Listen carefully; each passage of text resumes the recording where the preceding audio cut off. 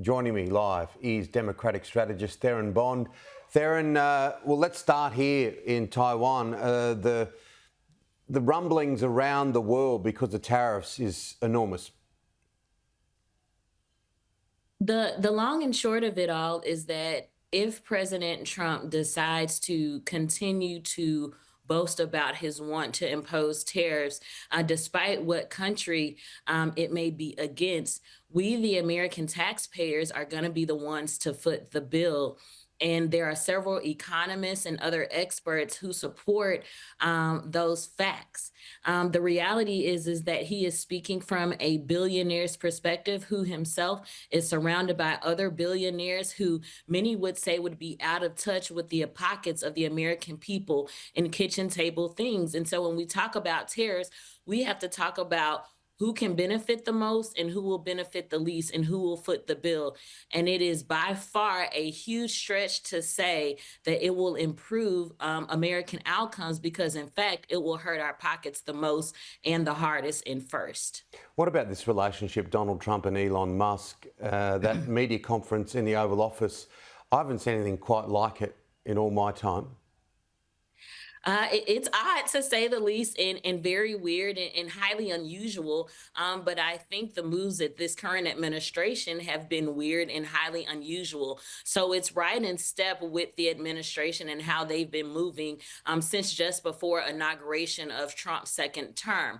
But what I think is even more eerie about it is the ego in that room, and that Elon Musk ego far outweighs that of President Trump's. And I'm not sure that that's going to bode for President Trump too well for too long. We saw him get a bit agitated when Elon Musk was hanging around Mar-a-Lago too long, shortly after the election, but just before inaugural activities.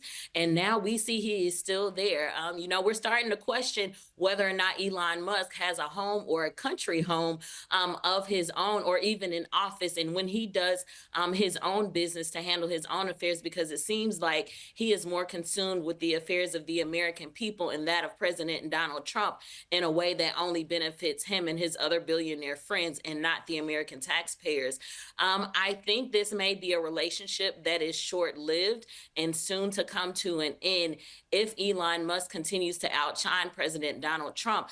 Because while many want to say that, yes, President Donald Trump did win this last election for the White House, we did not vote for Elon Musk. There were some who voted for Vice President Kamala Harris at the time. There were some who voted for the second time, President Donald Trump. But no one voted for Elon Musk. And the more he continues to outshine President Trump, the more agitated I fear he will be.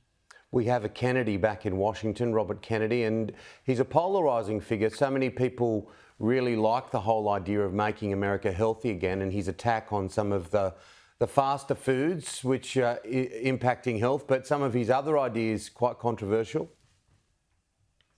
I think when we look at where America stands and what's in our foods, especially in comparison to other countries, there are things like dyes and all those fancy numbers and words that you see on the back of packaging about contents for foods that have been questionable for quite some time. But this isn't a new issue, and this isn't something that American government has tried to address just now.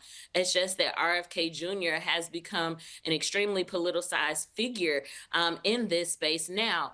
And I don't think people question what we have in foods and how that should be dealt with. I think people are more concerned with his anti-vax statements and stances on things. And while we know there have been several diseases and things that have been eradicated or are near eradication, to limit vaccines or in any way to suggest that they are not helpful to the American public, especially when we talk about school-age children who are also now living in multi-generational homes for a significant part of the population. Now we're talking about multiple generations and bringing back things that could be harmful, not just to one or two people, but to millions of people. And because he is in leadership now, people will look to him for guidance. And there's a certain air of responsibility that comes along with that.